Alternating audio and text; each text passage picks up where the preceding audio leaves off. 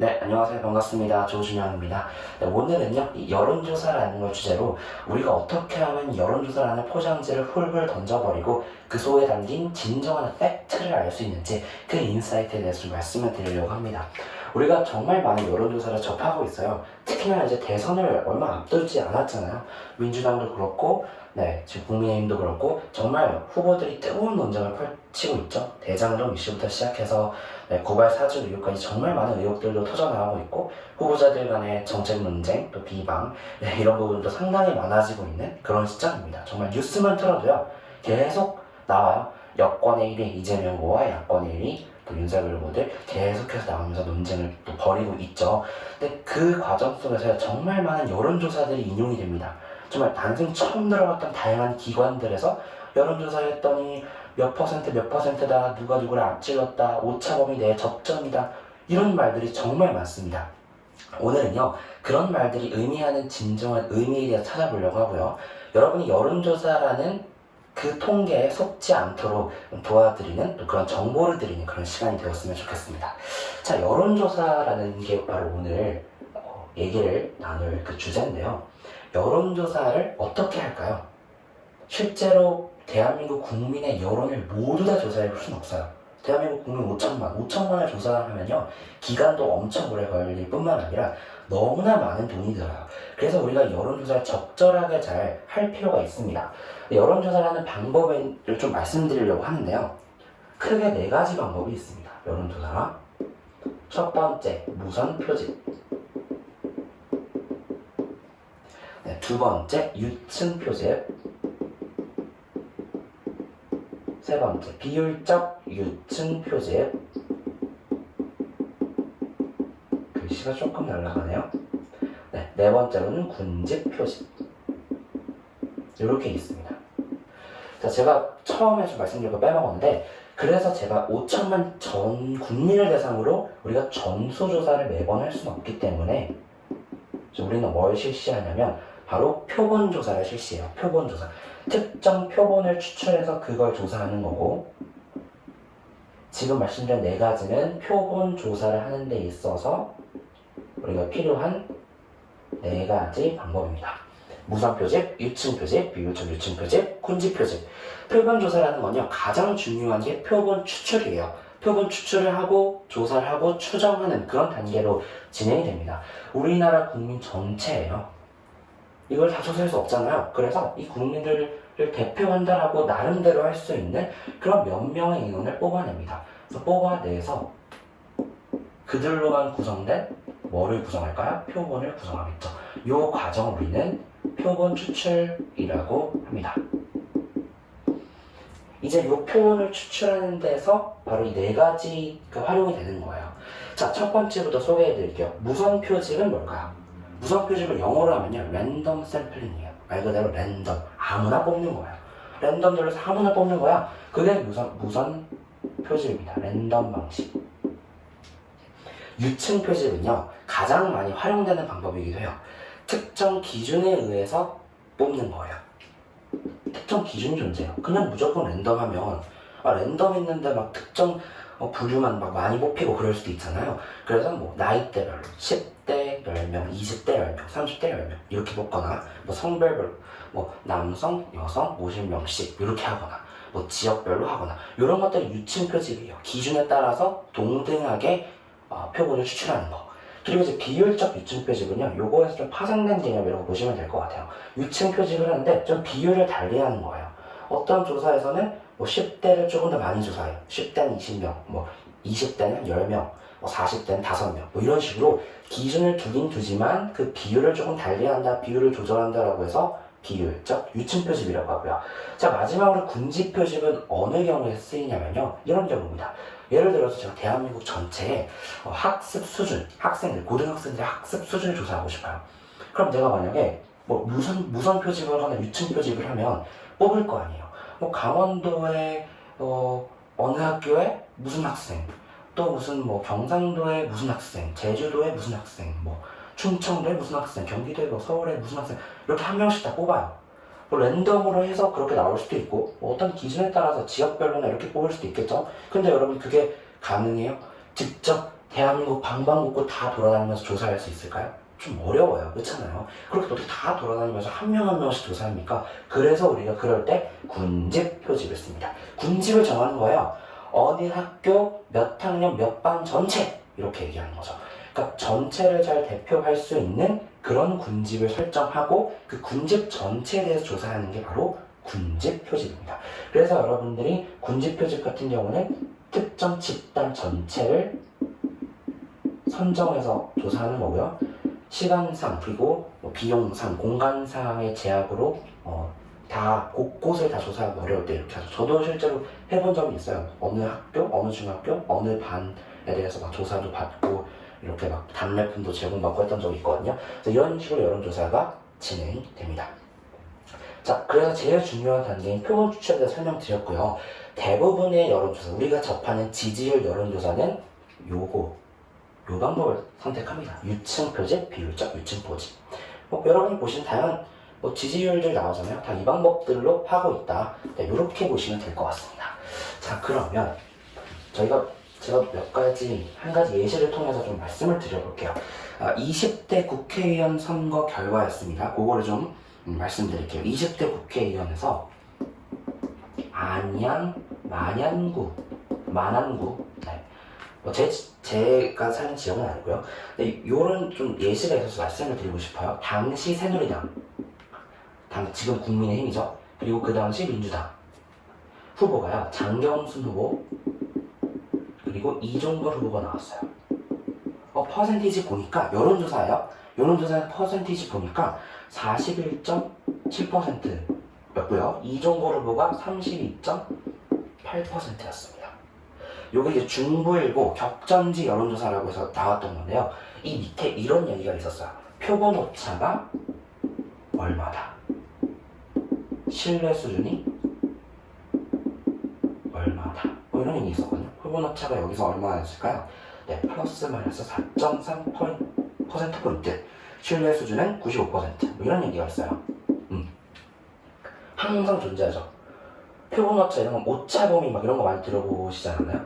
오차 범위는 접전입니다. 표본 오차 왜 밖으로 우세합니다. 이런 얘기. 신뢰 수준 몇 %다. 우리가요 여론조사에 속고 있는 이유는 요걸 못 봐서 그래요.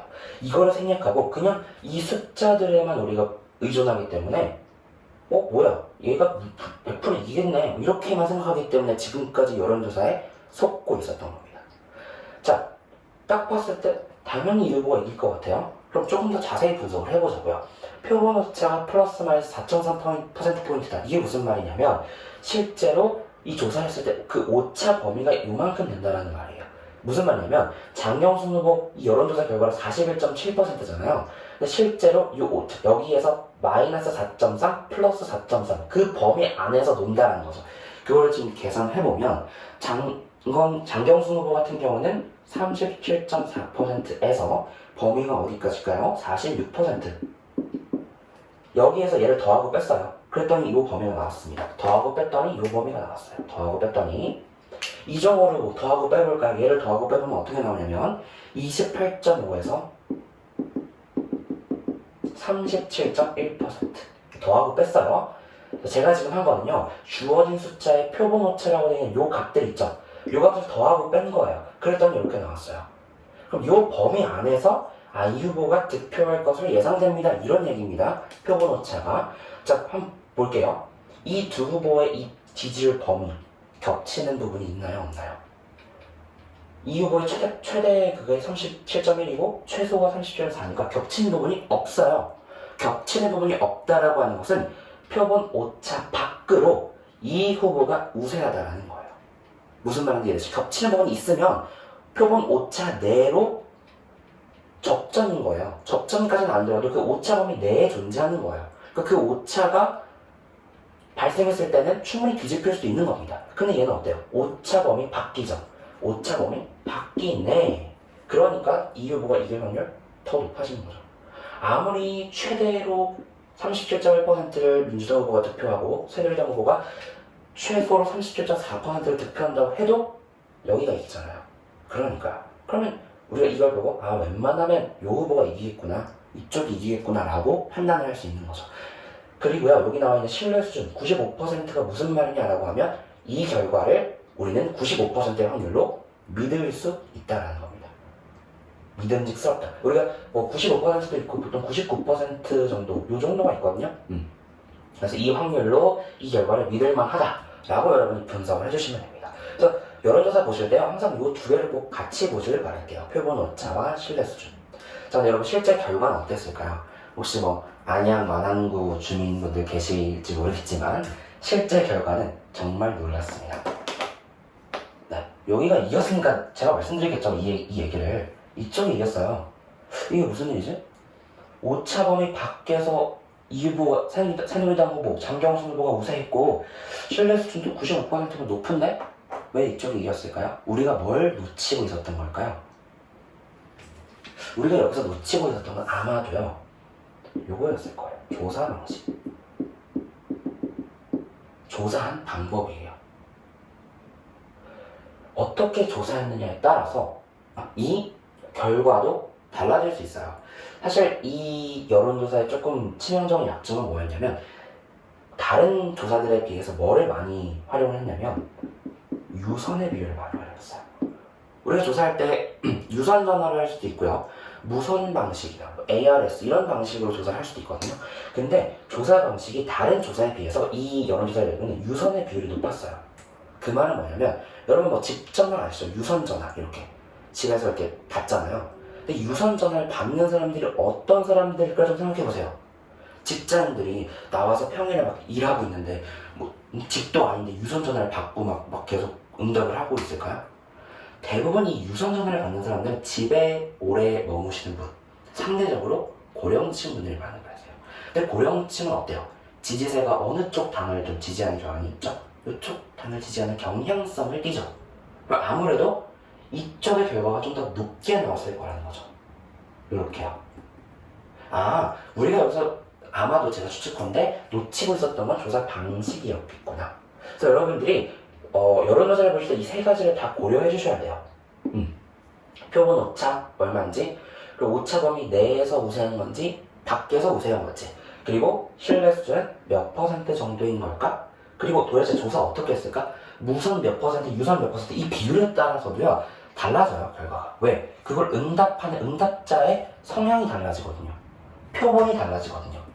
그래서 여러분이 이런 부분들까지 고려하셔서 실제 여론조사를 보신다면요, 단순히 여론조사의 수치에 의해서 여러분이 뭐 속거나 낚시당하거나 그런 일들은 없을 겁니다. 그래서 이런 말이 있어요. 거짓말은 세 가지 종류가 있다. 그럴듯한 거짓말, 새빨간 거짓말, 그리고 통계. 이게 이제 벤저민 디스레일리, 마크 트웨인 자서전 중에도 들어가 있는 말인데요. 좀 흥미로운 책이 있어요. 새빨간 거짓말 통계라는 책이 있고, 이게 빌 게이츠도 아마 추천하는 그런 책을 알고 있는데, 이 책들도 한번 읽어보시면 좋을 것 같아요. 어떻게 하면 숫자가, 통계가, 여론조사가 우리를 완벽하게 속일 수 있는가, 그거에 대해서 다뤄놓은 책인데요. 정말 우리가 일상 속에서 많이 접하는 통계 허점들이 잘 적혀 있어요. 그러니까 우리는 이런 숫자들을 그냥 숫자로서 접근하면 안 됩니다. 이 숫자는 그저 포장지일 뿐이에요. 그 포장지를 벗겨서 그 속에 들어있는 팩트를 보셔야 됩니다. 그래서 그런 방법들을 좀 소개해드렸고요. 표본조사를 어떻게 하는지, 그리고 어떤 부분들을 신경 써야 되는지 오늘 말씀을 드렸습니다. 사실 우리가 여론조사의 단계에는 팩트를 정확히 보는 게 왜 중요하냐면요, 우리가 확증 편향, 필터 버블에 갇히지 않기 위해서입니다. 마지막으로 이 개념을 좀 소개해드리고 싶어요. 편향 맞죠? 네. 뭐 필터 버블이라는 말도 있긴 해요. 이런 용어들이 뭐냐면요, 우리는 원하는 정보들만 계속 보려고 한다는 거예요. 나의 성향과 비슷하고 나의 주장과 비슷한 기사들, 언론들, 뉴스들만 계속해서 접하려고 해요. 사실 그게 유튜브의 치명적인 단점이기도 하거든요. 내가 원하는 것만 찾아봅니다. 그리고 유튜브 알고리즘도 내가 봤던 그런 영상들을 봤던 거랑 계속 비슷한 것만 추천을 해주죠. 그러다 보니까요, 우리는 내 주장이 맞다, 내 사고가 맞다라고 하는 어떤 틀 안에 갇혀버리게 됩니다. 그리고 나와 다른 의견을 접했을 때 저건 말도 안 돼, 전 조작이야, 여론 조작이야, 말도 안 되는 얘기야, 이렇게 다 제쳐버리게 되죠. 그런 부분들 많잖아요. 어떤 성향이든 어떤 진영이든 가리지 않고요, 자기의 주장과 다르면 이건 조작이다, 페이크 뉴스다, 가짜뉴스 믿을 수 없다 이렇게 무조건 그냥 치부해버리는 경우도 있거든요. 그런 부분들을 가장 조심해야 하지 않을까 생각이 들고요. 여러분들이 실제로 여론조사를 바라볼 때도요, 이 수치 안에 담긴 그 팩트에 입각해서 정말 사실을 잘 보셨으면 좋겠고, 보다 다양한 어떤 팩트들, 보다 다양한 결과를 접하시면서 여러분만의 확증 편향과 필터 버블에 빠지지 않으셨으면 좋겠습니다.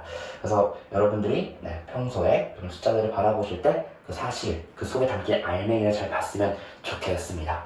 오늘 이렇게 여론조사의 모든 것에 대해서 알아봤고요. 이상으로 마치도록 하겠습니다. 들어주셔서 감사합니다.